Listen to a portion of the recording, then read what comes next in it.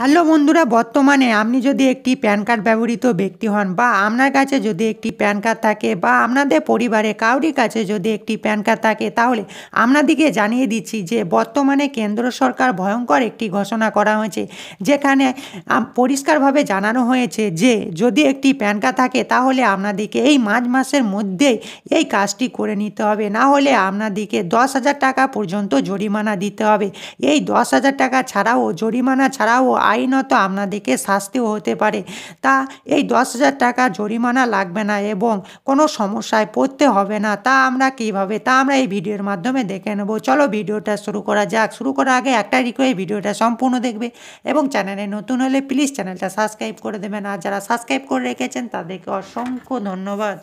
যে নোটিশটা প্রকাশিত হয়েছে, এই নোটিশটা চলুন এই নোটিশে কি বলা রয়েছে আমরা সরাসরি দেখে নিচ্ছি। প্যান কার্ড ব্যবহারকারীদের দিতে হতে পারে 10,000 টাকা জরিমানা।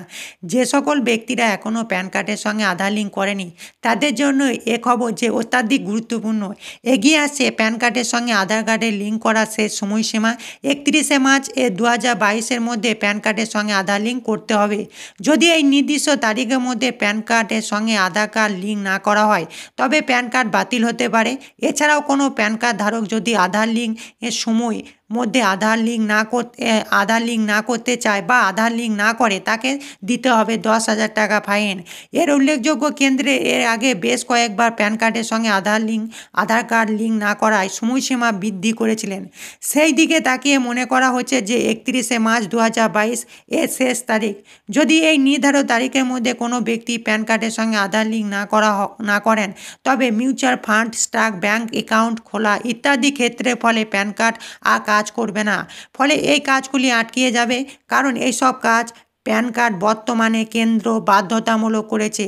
এক্ষেত্রে ফলে লিঙ্ক না করলে প্যান কার্ড লক হয়ে যাবে। যদি কোনো ব্যক্তির কাছে অবৈধ প্যান কার্ড থাকে, সেক্ষেত্রে ফলে আয়কর আইন 1961 ধারা এবং 272 এর আওতায় এমন ব্যক্তিকে 10,000 টাকা ফাইন দিতে হতে পারে।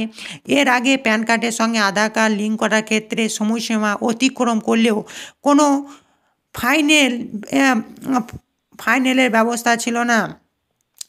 তবে নতুন নিয়ম অনুসারে এই দুটি আইডি লিঙ্ক সময় না করলেও কোনো ব্যক্তির আর্থিক লেনদেন করতে পারবে না, এমনকি আয়কর রিটার্ন করা যাবে না। অবশ্যই আপনারা দেখে নিতে পারলেন, আপনাদের যদি প্যান কার্ডের সঙ্গে আধার লিঙ্ক না থাকে তাহলে অবশ্যই আপনারা প্যান কার্ডের সঙ্গে আধার লিঙ্কটা করে নেবেন। না করলে অবশ্যই আপনাদের যে প্যান কার্ডটা রয়েছে সেই প্যান কার্ডটা লক হয়ে যাবে বা বাতিল হয়ে যাবে। অবশ্যই দেখে নিতে পারলেন। ভিডিওটা দেখার জন্য অসংখ্য ধন্যবাদ।